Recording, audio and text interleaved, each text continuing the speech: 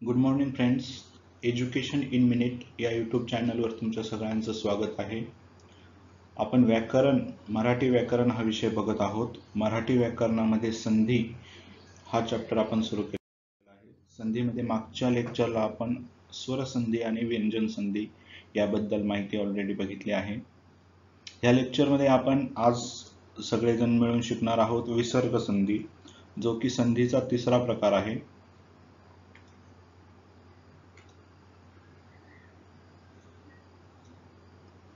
ठीक आहे. आजच्या लेक्चरमध्ये आपण फक्त विसर्ग संधी म्हणजे काय शिकणार आहोत. संधीचा तिसरा प्रकार आहे. याआधी आपण स्वर संधी आणि व्यंजन संधीचे लेक्चर करा, त्याच्याशिवाय विसर्ग संधीच्या लेक्चरवर येऊ नका, ही सगळ्यांना रिक्वेस्ट आहे. सुरू करूया आजचं लेक्चर.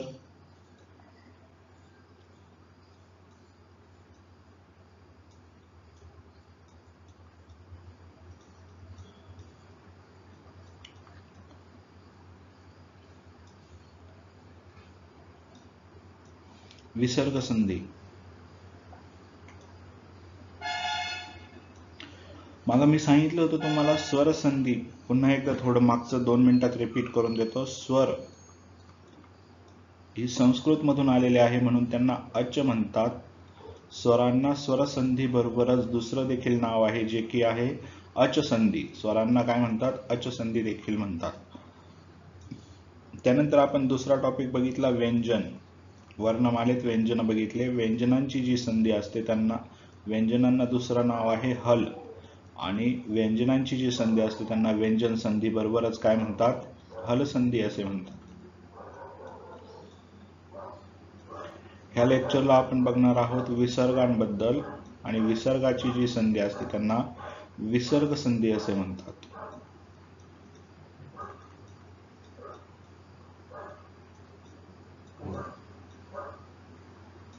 विसर्ग संधी असे म्हणतात.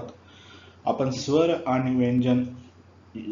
संधी आणि व्यंजन संधी यामध्ये बऱ्यापैकी उदाहरणं पाहिलीत, जोड शब्द पाहिलीत, जोडाक्षरे पाहिलीत, त्याच्यावरून आपण संधी समजून घेतली. त्यानुसार तुम्हाला जोड शब्द, जोडाक्षर त्यांचा विग्रह कसा करायचा हे लक्षात येऊन गेलेले आहे. त्यामुळे तिथे जसं आपण बघितलं पहिल्या शब्दातील शेवटचा वर्ण, दुसऱ्या शब्दातील पहिला वर्ण, हे जे प्रत्येक व्याख्येत रिपीट होतंय तेच सेम विसर्ग संधीमध्ये देखील होणार.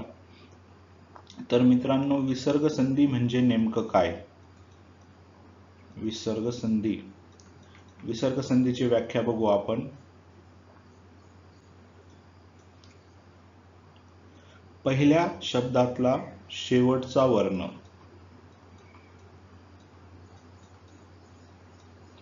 पहिल्या शब्दातला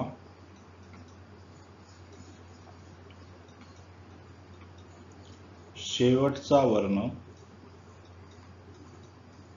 हा काय पाहिजे? हा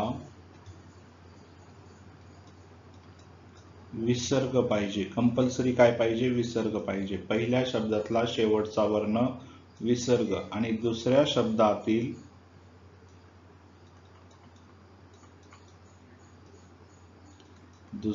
शब्दातला पहिला वर्ण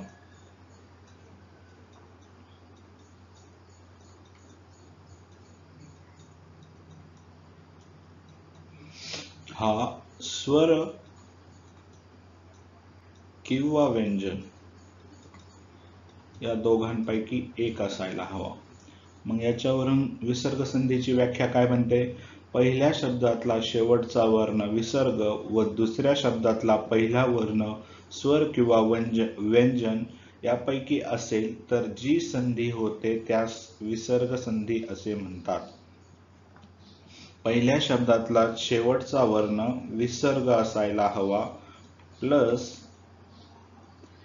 दुसऱ्या शब्दातील पहिला वर्ण हा स्वर किंवा व्यंजन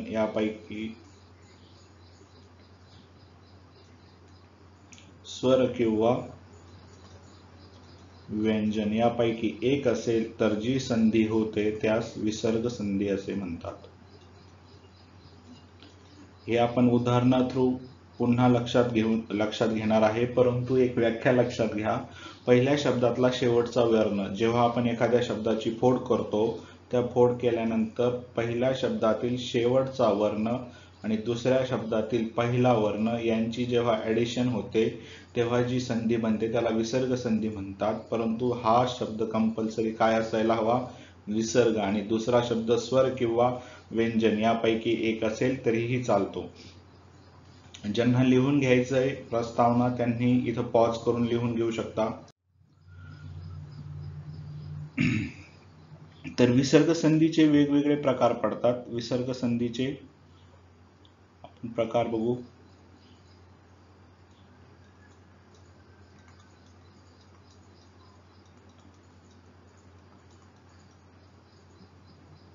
काहीही वेगळं नाही, जसं आपण स्वर संधी, व्यंजन संधी बघितले त्याच सारखं आहे विसर्ग संधी. एक लक्षात घ्या, स्वर संधीचे जसे प्रकार पडतात दीर्घादेश, गुणादेश, यनादेश, अयादी आदेश, तसेच व्यंजन संधीचेही वेगवेगळे प्रकार पडतात. तसेच आपण त्याच प्रकारात बघणार विसर्ग संधी. विसर्ग संधीचा पहिला प्रकार आहे विसर्ग उकार संधी. विसर्ग उकार संधी.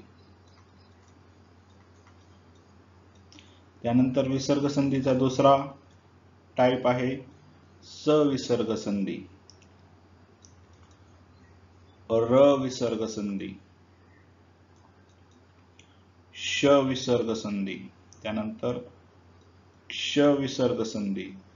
बघा मित्रांनो,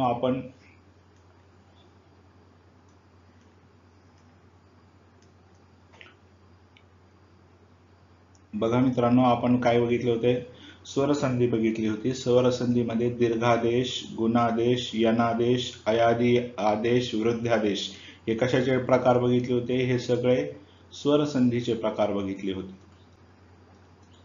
त्यानंतर बघितलं होतं आपण व्यंजन संधी. व्यंजन संधीमध्ये काय बघितलं होतं? आठवतंय का? बघा, मागच्या लेक्चरला घेतलं होतं. व्यंजन संधीमध्ये प्रथम व्यंजन संधी, तृतीय व्यंजन संधी, अनुनासिक व्यंजन संधी, त ची व्यंजन संधी, म ची व्यंजन संधी, न ची व्यंजन संधी, र ची व्यंजन संधी आणि सरते शेवटी छ ची व्यंजन संधी. हे कशाचे प्रकार बघितले होते? व्यंजन संधीचे. त्यानंतर बघितले होते स्वर संधीचे प्रकार. आता आपण कशावर आहोत? विसर्ग संधीवर. विसर्ग संधीचा पहिला प्रकार आहे विसर्ग उकार संधी. त्यानंतर दुसरा प्रकार आहे सविसर्ग संधी, तिसरा प्रकार र विसर्ग संधी, चौथा प्रकार श विसर्ग संधी, त्याच्यानंतर शेवटचा प्रकार श षटकोनाचा श विसर्ग संधी. हे प्रकार 1 बाय 1 आपण सगळे बघणार आहोत. त्यातला पहिला प्रकार आहे विसर्ग उकार संधी.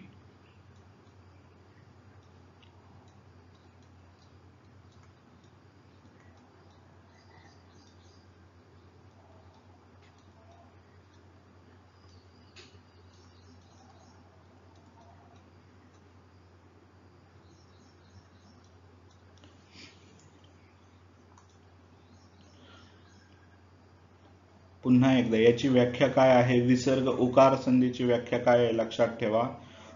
विसर्ग होत असताना पहिल्या शब्दातला विसर्ग, यात विसर्ग होणार एवढं कन्फर्म आहे, त्यात लक्षात घ्या. विसर्ग होत असताना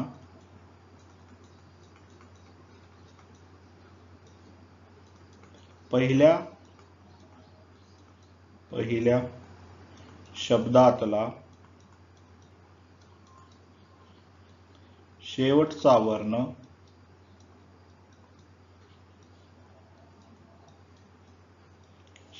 शेवटचा वर्ण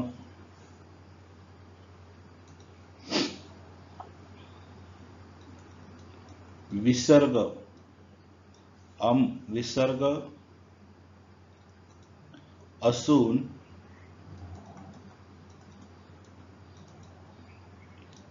त्याच्या पुढे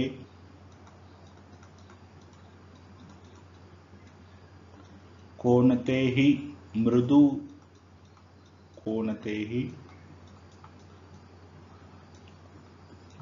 व्यंजन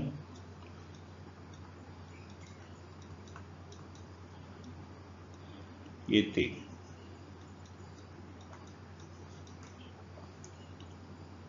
तेव्हा कोणतेही मृदू व्यंजन येते तेव्हा विसर्गाचा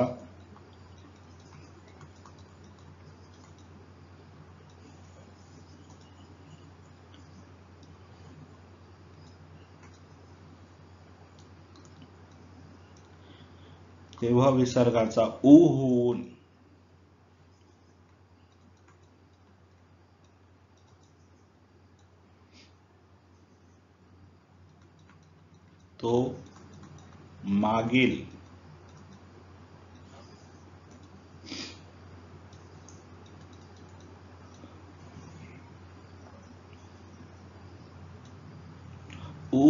तो मागील अ मध्ये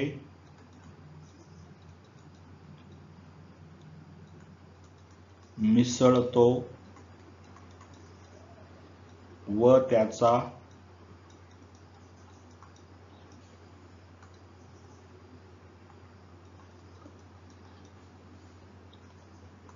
ओ तयार होतो,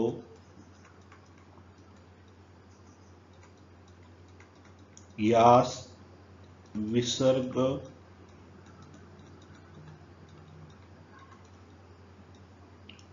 उकार संधी म्हणतात.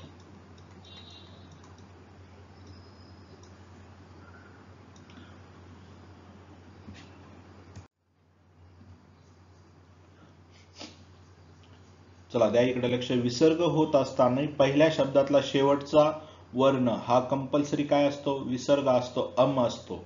त्याच्या पुढे कोणतंही मृदू व्यंजन येते आणि त्यात विसर्गाचा उ तयार होतो. उ तयार होऊन तो मागील अ मध्ये मिक्स होतो आणि त्या दोन्हींचा काय बनतो? सगळ्यात महत्वाचं ओ बनतो. तेव्हा काय होते? विसर्ग उकार संधी होते. तेव्हा विसर्ग उकार संधी होते. म्हणजे याचा तुम्ही कोणत्याही प्रकारचं टेन्शन घेऊ नका. जेव्हा आपण याची उदाहरणं घेऊ तेव्हा तुम्हाला परफेक्ट विसर्ग उकार संधी लक्षात येईल. परंतु त्याची व्याख्या आणि सूत्र लक्षात ठेवा, जे की गरजेचं आहे. विसर्ग उकार संधी करताना बघा, सुरुवातीला जो असतो तो असतो अम. हा विसर्ग आहे मित्रांनो.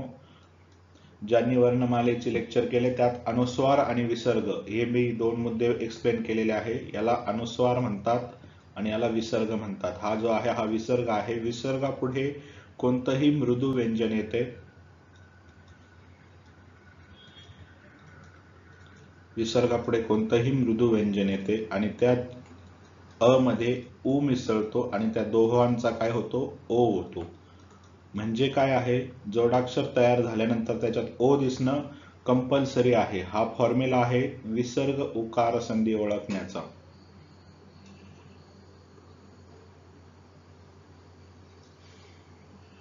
ज्यांना लिहून घ्यायचं त्यांनी लिहून घ्या. इथून पुढच्या स्लाइडवर मी विसर्ग उकार संधीची उदाहरणं देणार आहे.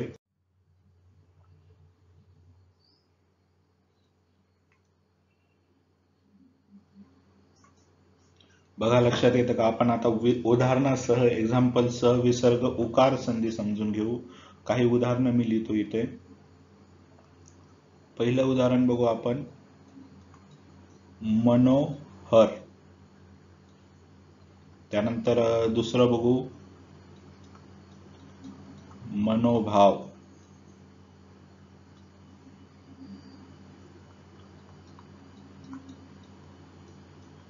मनोरंजन. बघा हे तीन उदाहरणं एकदा बघा, त्यांचा कसा विषय होतो बघा. मनोहर, मनोभाव आणि मनोरंजन एकाच प्रकारातील घेतलेले आहे, समजायला सोपी जातील म्हणून.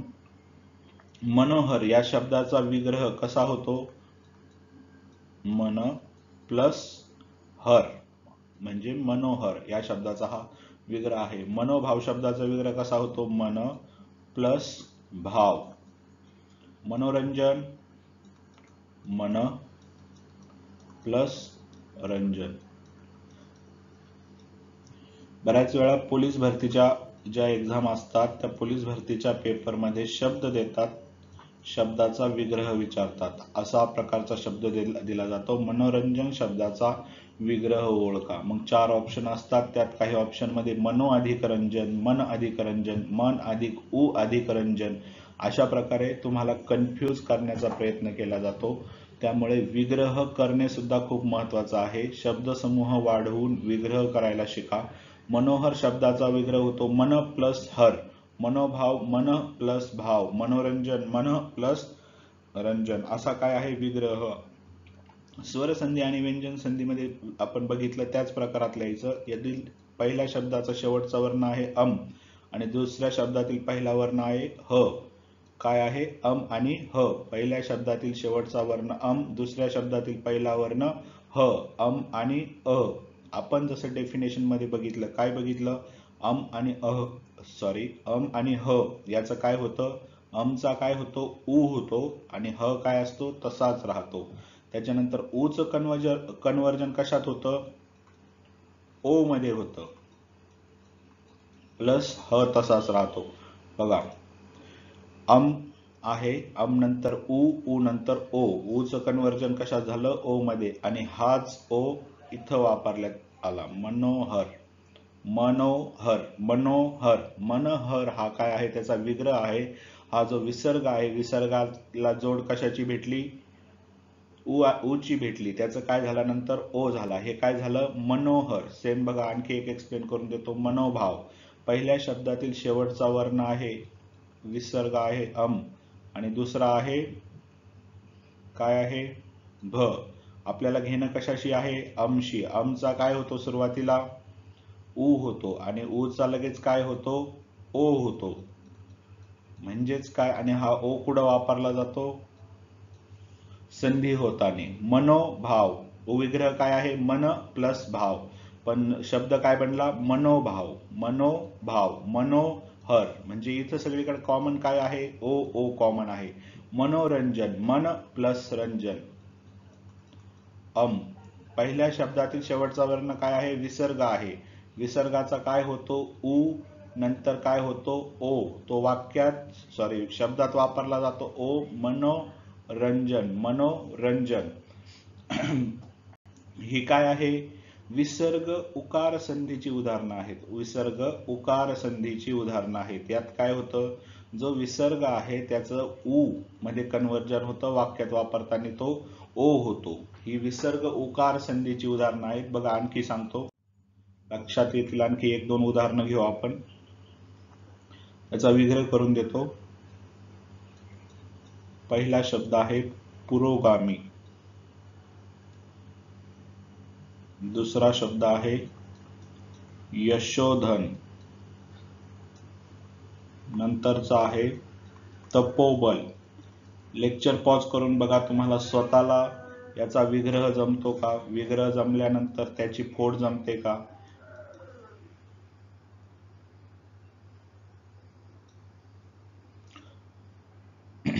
चला, पुरोगामी शब्दाचा विग्रह कसा येईल,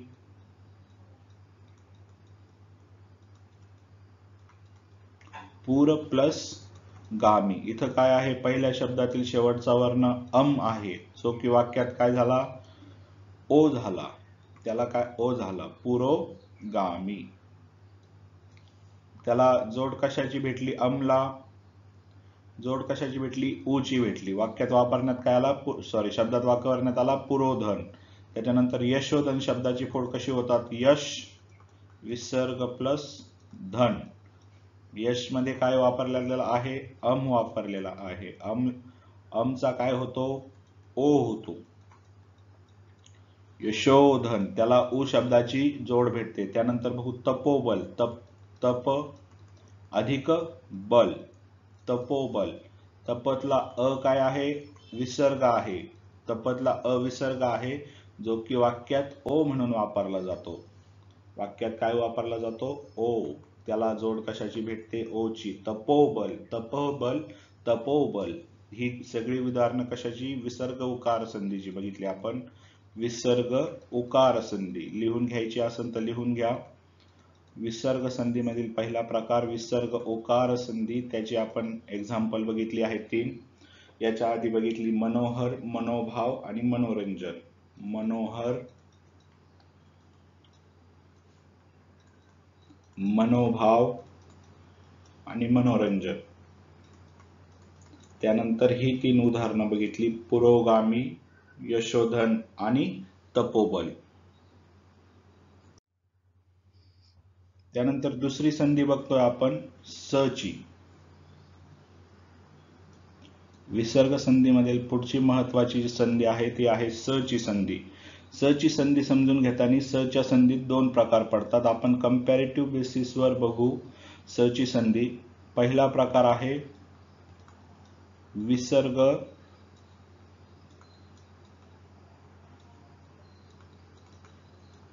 स संधी. दुसरा प्रकार स विसर्ग संधी.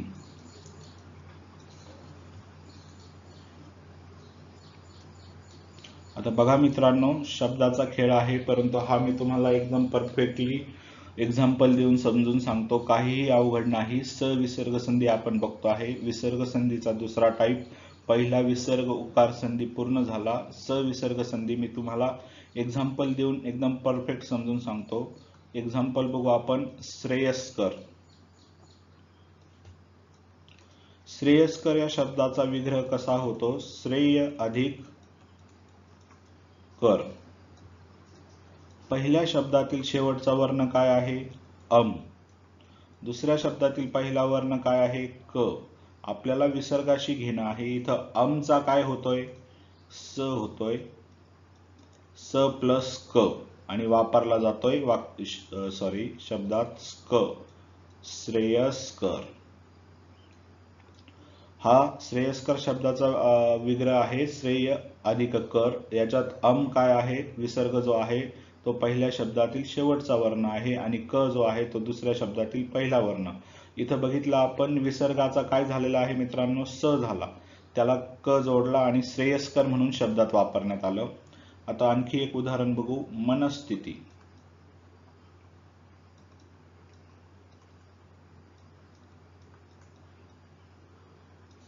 मनस्थिती शब्दाचा विग्रह कसा होतो बघा, मी लिहितो इथं.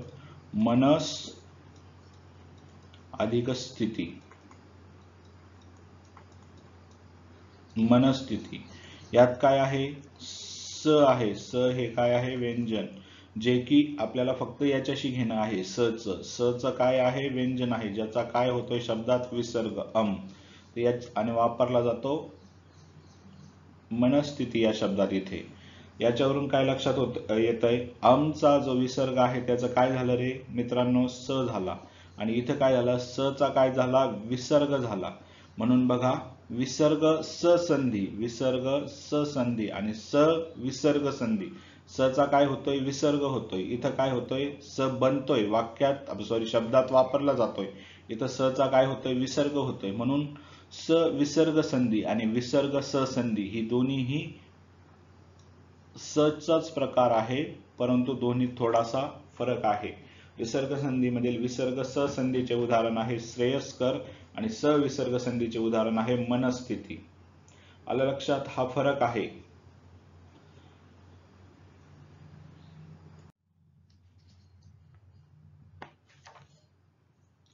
त्यानंतर पुन्हा ही अशी संधी समजावी, आणखी त्याच्यात कन्फ्युजन होऊ नये म्हणून आपण 1-2 उदाहरणं आणखी बघू.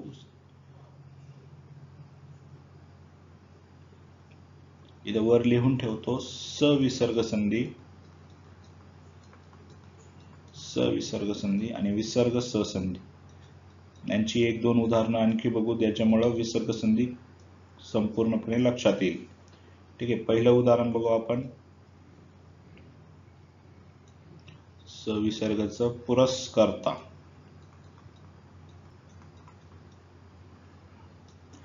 आणि इथं एक उदाहरण बघू. तेजस्कन. तेजस्कन. बघा, आता या शब्दांचा मी विग्रह करतो, लक्षात येईल. पुरस्कर्ता शब्दाचा विग्रह कसा होतो? पुर प्लस कर्ता. यात काय आहे? पहिल्या शब्दातील शेवटचा वर्ण विसर्ग आहे. विसर्गाचा वापर काय म्हणून करण्यात आला? स झाला. विसर्ग काय झाला? स झाला. आणि जो की वापरण्यात आला पुरस्कर्ता या शब्दात आला. सेम इथं तेजस्कन या शब्दाचा विग्रह काय आहे? तेजस प्लस कन. पहिल्या शब्दातील शेवटचा वर्ण स, जो काय वापरण्यात आला, विग्रह म्हणून विसर्ग म्हणून वापरण्यात आला, तेजस्कन. बघा इथं स आहे का, म्हणून ही विसर्ग स संधी, स चा काय होतोय विसर्ग, आणि इथं स विसर्ग संधी. आणखी एक उदाहरण बघू, आणखी लक्षात येईल.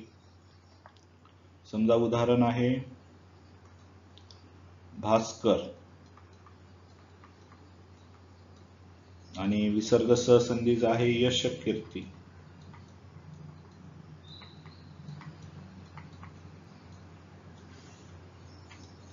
तर बघा भास्कर शब्दाची फोड कशी होईल, भा प्लस कर. इथं काय वापरलंय आपण, विसर्ग वापरला आहे, हा विसर्ग वापरला आहे, ज्याचा काय बनतो मित्रांनो स, म्हणून भास कर, भास कर. विसर्ग जो आहे तो स म्हणून बनतो. इथं यश कीर्ती, यश कीर्ती शब्दाचा विग्रह कसा होतो, यशस कीर्ती, असा ह्या यश कीर्ती शब्दाचा विग्रह होतो. बघितला, पहिल्या शब्दातील शेवटचा वर्ण स आहे, जो की विसर्ग बनतो आणि तसाच तो शब्दात वापरला जातो, यशस कीर्ती. हा झाला फरक स विसर्ग आणि विसर्ग स संधी मधला. विसर्ग संधी समजायला थोडीशी किचकट आहे स्वर आणि व्यंजन संधींपेक्षा, त्याच्यामुळे थोडंसं जास्त इथं मेहनत घ्यायची गरज आहे. तरीही सोप्या भाषेत मी समजून सांगितलं. स विसर्ग आणि विसर्ग स यामधला फरकही तुम्हाला लक्षात आला असेल. स बघा इथं स बनतो, स शब्दात वापरला जातो. इथं जो आहे स पासून विसर्ग बनतो आणि विसर्ग शब्दात वापरला जातो. उदाहरण लिहून घ्या. स विसर्गाचा आहे पुरस्कर्ता आणि भास्कर. विसर्ग स, दुसरा विसर्ग स संधीचा आहे तेजस्कन आणि यश कीर्ती.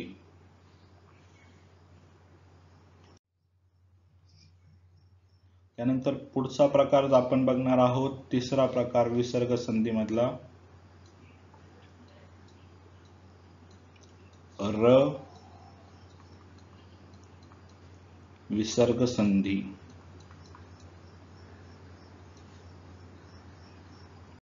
दोन प्रकार ऑलरेडी आपण मागच्या 20 मिनिटात बघितली आहे. त्याच्यातला पहिला प्रकार होता उकार संधी, त्यानंतर बघितला आपण स विसर्ग संधी, विसर्ग स संधी. आता आपण जो बघतो आहे र विसर्ग संधी. जसं आपण स च बघितलं, स विसर्ग संधी आणि विसर्ग स संधी, त्याच प्रकारात र च देखील होतं. र च काय बनतं, विसर्ग विसर्ग र संधी आणि दुसरं बनतं र विसर्ग संधी, र विसर्ग संधी. स ची विसर्ग संधी आणि विसर्ग स संधी आपण जसं उदाहरणातून समजून घेतलं, त्याच प्रकारात उदाहरणातून ह्या संधी विसर्ग संधी बऱ्यापैकी चांगली लक्षात येते. त्यामुळे हे देखील आपण काय करू, उदाहरणातून समजून घेऊ. पहिलं उदाहरण विसर्ग र संधीचं आहे निर्यात. बघा कंपॅरेटिव्ह पॅटर्न मध्ये समजून सांगतो आहे. चांगल्या प्रकारे कंपॅरेटिव्ह जेव्हा आपण समजून घेतो गोष्टी तेव्हा लक्षात येतं. र विसर्ग संधीचं उदाहरण आहे चतुर्सीमा. त्यांचा विग्रह करून आपल्याला गोष्टी बऱ्यापैकी आणखी क्लिअर होतील. बघा निर्यात शब्दाचा जो विग्रह आहे तो असा लिहितात, निर प्लस यात. इथं काय आहे, निर प्लस यात. हा काय आपण पहिल्या शब्दातील शेवटचा वर्ण काय आहे अम आणि दुसऱ्या याच्यातील पहिला वर्ण आहे य. इथं जो विसर्ग आहे त्याचा काय होतो, र होतो. हे बघा, ही बाब लक्षात ठेवा. हा निर्यात मधला जो विसर्ग आहे तो आपण इथं लिहिला. त्या विसर्गाचा शब्दात काय वापर करतात, र म्हणून वापर करतात. निर्यात, निर्यात. इथं र चा उच्चार तुम्हाला दिसतो, म्हणून हा आहे विसर्ग र संधी. आता इथं बघा सेम चतुर्सीमा. चतुर्सीमेचा जे विग्रह आहे तो असा आहे चतुर अधिक सीमा. यात पहिल्या शब्दातील शेवटचा वर्ण आहे र आणि दुसऱ्या शब्दातील पहिला वर्ण आहे स. आपल्याला घेणं देणं र शी आहे. इथं र चा काय होतो, विसर्ग होतो आणि तो वापरला जातो शब्दात. बघा इथं वापरलेला गेला आहे. पुन्हा एकदा समजून सांगतो. चतुर्सीमा. चतुर्सीमा या शब्दाचा विग्रह काय आहे? चतुर अधिक सीमा. इथं र आहे पहिल्या शब्दातील शेवटचा वर्ण, ज्याचा काय होतो? विसर्ग होतो, म्हणून ही आहे र विसर्ग संधी आणि ही आहे विसर्ग र संधी. इथं काय बनतो? र बनतो, म्हणून विसर्ग र संधी. इथं काय होतो? र चा विसर्ग होतो, म्हणून र विसर्ग संधी. हा विसर्ग संधीतला पुढचा प्रकार आहे. तिसरा प्रकार बघितला. बघा पुन्हा एकदा पुढे आधी 2 मिनिटात पुन्हा एक्सप्लेन करतो. आपण विसर्ग संधी बघत आहोत. विसर्ग संधीमध्ये पहिल्या शब्दातील शेवटचा वर्ण काय पाहिजे? विसर्ग. आणि दुसरा जो वर्ण आहे तो स्वर किंवा व्यंजन यापैकी कोणीही चालतो. हे असं सूत्र असेल, असं कॉम्बिनेशन असेल, तिथं होते विसर्ग संधी. आपण बघितलं विसर्ग संधीचा पहिला प्रकार उकार संधी. उकार संधीमध्ये उ ची जोड कशाला असते? अ ला उ ची जोड भेटते आणि शब्दात ओ म्हणून त्याचा वापर केला जातो. त्या उदाहरणात उकार संधी होते. त्यानंतर बघितलं आपण स ची संधी, स ची विसर्ग संधी. 2 प्रकार बघितले त्यात, विसर्ग स संधी आणि स विसर्ग संधी. ज्या ठिकाणी स चा विसर्ग होतो ती स विसर्ग संधी आणि ज्या ठिकाणी स शब्दात वापरला जातो ती विसर्ग स संधी. सेम र च्या बाबतीतही तसंच. र विसर्ग संधी आणि विसर्ग र संधी. जेव्हा र चा स्वतः विसर्ग होतो, बघा इथं र चा स्वतः विसर्ग झाला, ती र विसर्ग संधी.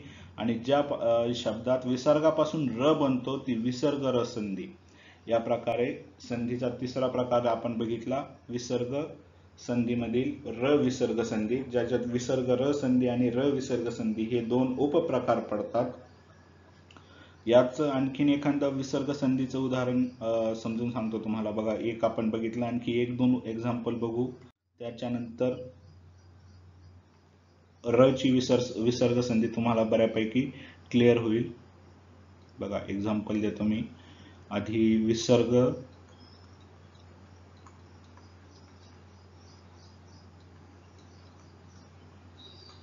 र संधी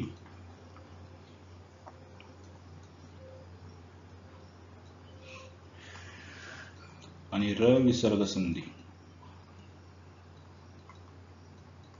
उदाहरणासह आणखी 1-2 उदाहरणं घेऊ, त्याच्यासह समजून घेऊ आपण. बघा पहिलं उदाहरण,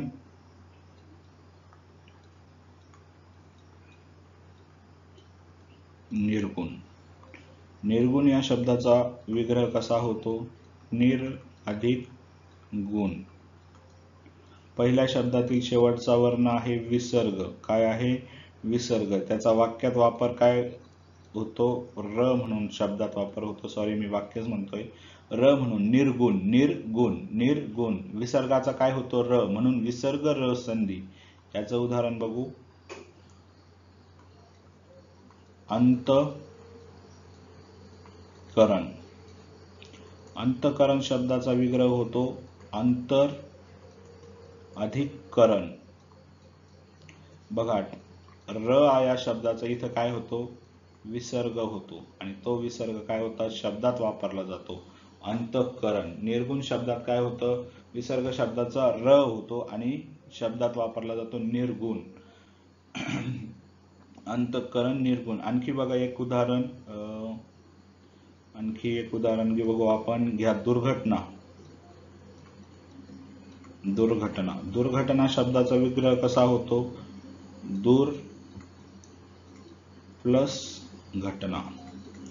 हा जो विसर्ग आहे पहिल्या शब्दातील शेवटचा वर्ण, त्याचं कन्व्हर्जन कशात होतं? र मध्ये होतं आणि तो वापरला काय जातो? दुर्घटना शब्दात वापरला जातो र म्हणून, ज्याचा विग्रह असा आहे आणि शब्दात र म्हणून वापरला जातो. त्यानंतर येतो चतुर्सूत्री. चतुर्सूत्री. चतुर्सूत्री या शब्दाचा विग्रह असा आहे चतुर अधिक सूत्री. चतुर अधिक सूत्री. लक्षात ठेवायचं, पहिल्या शब्दातील शेवटचा वर्ण र, त्याचं कन्व्हर्जन कशात झालं? विसर्गात, आणि वापरण्यात आलं चतुर्सूत्रीमध्ये. पहिल्या शब्दातील शेवटचा वर्ण र, अंतकरण, र चं कन्व्हर्जन झालं विसर्गात आणि शब्दात वापरण्यात आलं. निर्गुण बघा, निर्गुण विसर्ग आहे, विसर्गाचं कन्वर्जन झालं र मध्ये, शब्दात स्पष्ट उच्चार होतो निर्गुण र, निर्गुण. दुर्घटना, दुर्घटना, दू नंतर काय आहे, विसर्ग आहे, विसर्ग आहे, त्याचं कन्वर्जन कशात झालं, र मध्ये झालं आणि शब्दात परफेक्टली वापरण्यात आला दुर्घटना. अशा प्रकारे आपण बघितली र ची संधी. काय बघितली, र ची विसर्ग संधी. पुन्हा एकदा पहिला प्रकार बघितला उकार संधी, दुसरा प्रकार बघितला स ची विसर्ग संधी आणि विसर्ग स संधी. आता बघितलाय र ची विसर्ग संधी आणि विसर्ग र संधी. याच्यानंतर पुढचा प्रकार बघायचा आहे आपल्याला श विसर्ग संधी.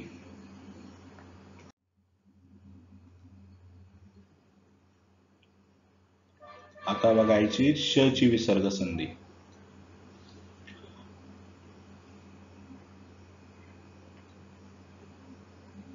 बघा, श विसर्ग संधीची व्याख्या सांगतो. संधी होत असताना, संधी होत असताना विसर्गापुढे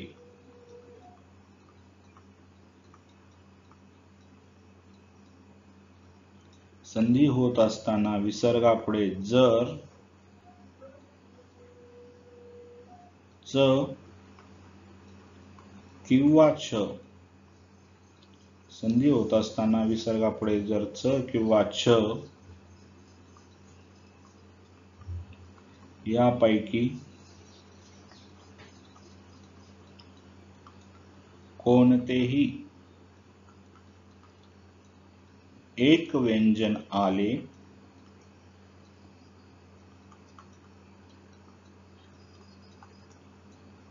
तर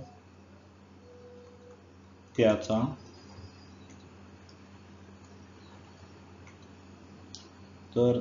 श होतो.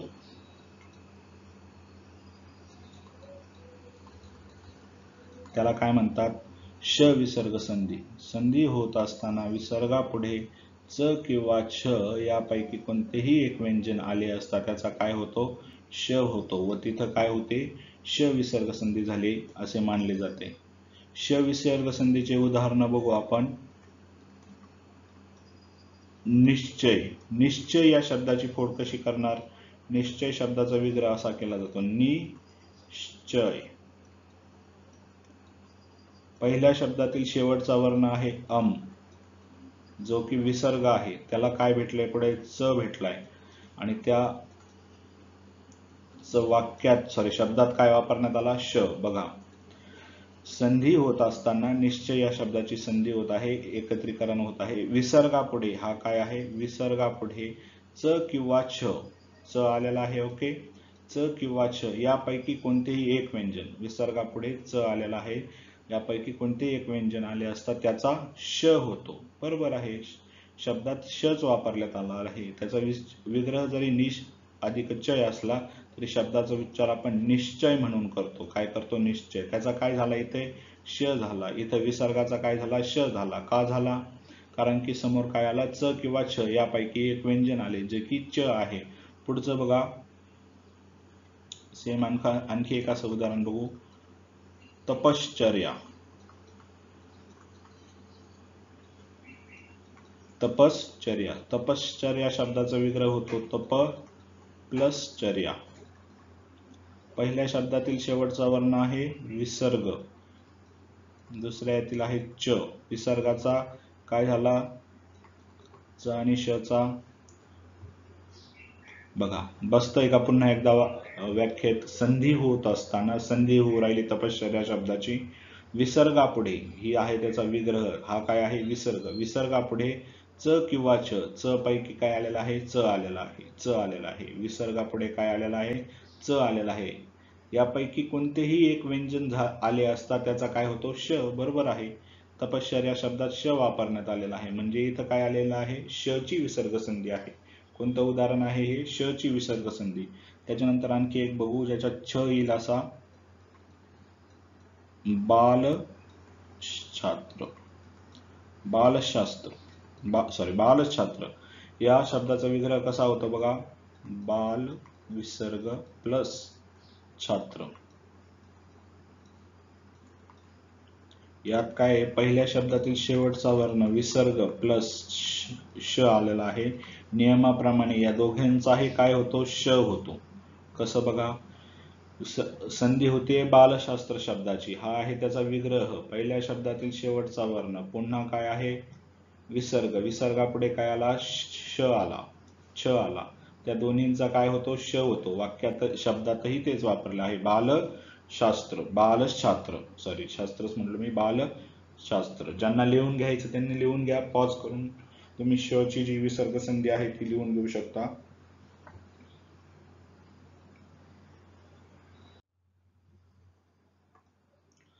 त्यानंतर पुढचा प्रकार बघायचा आहे आपल्याला विसर्ग संधीचा, श, श ची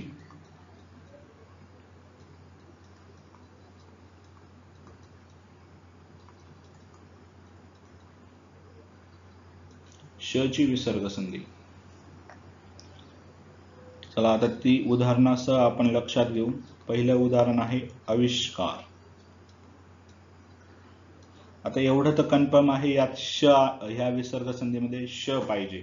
आविष्कार या शब्दाची फोड कशी होणार, अवि विसर्ग प्लस कार. पहिल्या शब्दातील शेवटचा वर्ण विसर्ग, दुसऱ्या शब्दातील पहिला वर्ण क, या दोन्ही विसर्गाचं कन्वर्जन होतं श मध्ये. क तसाच राहतो, शब्दात श ला क जोडून वापरला जातो. आलं लक्षात.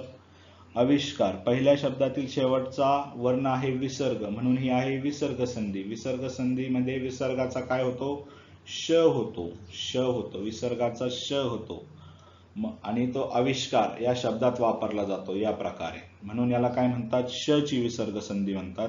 त्यानंतर आणखी एक उदाहरण बघू, दुष्कर्म. दुष्कर्म शब्दाचा विग्रह कसा होतो बघा, दु विसर्ग प्लस कर्म. हा इथे पहिल्या शब्दातील शेवटचा वर्ण आहे विसर्ग, त्याचा काय होतो, श. वाक्यात दुष्कर्म श म्हणून वापरला जातो, म्हणून इथं ही काय आहे, दुष्कर्म शब्दात देखील काय आहे, श ची विसर्ग संधी आहे. त्यानंतर आणखी एक उदाहरण बघू, दुष्टिका. दुष्टिका, पुन्हा दुष्टिका शब्दाचा विग्रह लिहितात दु विसर्ग प्लस टीका. विसर्गाऐवजी काय आहे, विसर्ग अम, विसर्गाऐवजी अमचा काय होतो, श होतो शब्दात वापरताना. बघा पुन्हा एकदा, इथं वापरण्यात आला आहे, इथं वापरण्यात आला आहे, श, श इथं वापरण्यात आला आहे. पहिल्या शब्दातील शेवटचा वर्ण विसर्ग आहे, विसर्ग होतो. अशा प्रकारे ही जी आहे ती काय आहे, श ची व्यंजन संधी आहे. पुन्हा एकदा आपण एकदा सगळं विसर्ग संधी एकदा मी तुम्हाला रिव्हाइज करून देतो. बघा, आजच्या लेक्चरमध्ये आपण विसर्ग संधी बघितली. विसर्ग संधीचे प्रकार आहेत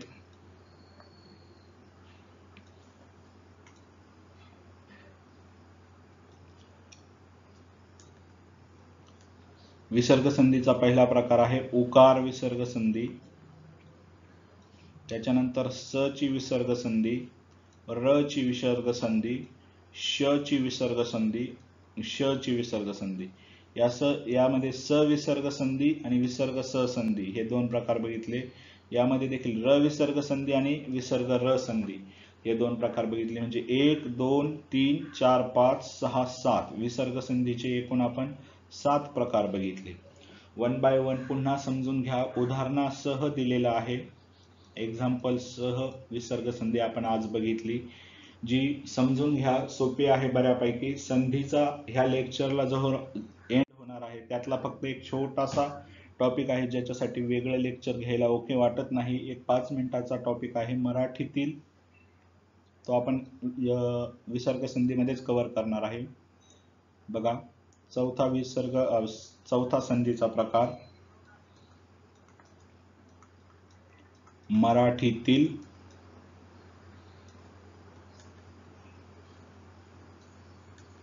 मराठीतील विशेष संधी.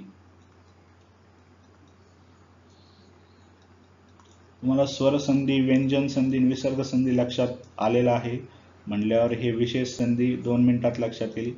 खूप काही कचकट कन्सेप्ट नाही आहे, सोपे आहे एकदम. बघा, दोन प्रकारे मराठीतील विशेष संधी आहे. पहिली आहे पूर्वरूप संधी. पूर्वरूप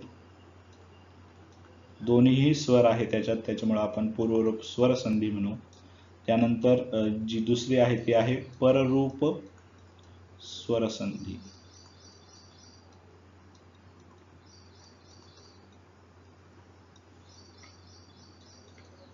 पूर्व शब्दाचा अर्थ होतो पहिला. पर शब्दाचा अर्थ होतो नंतरचा.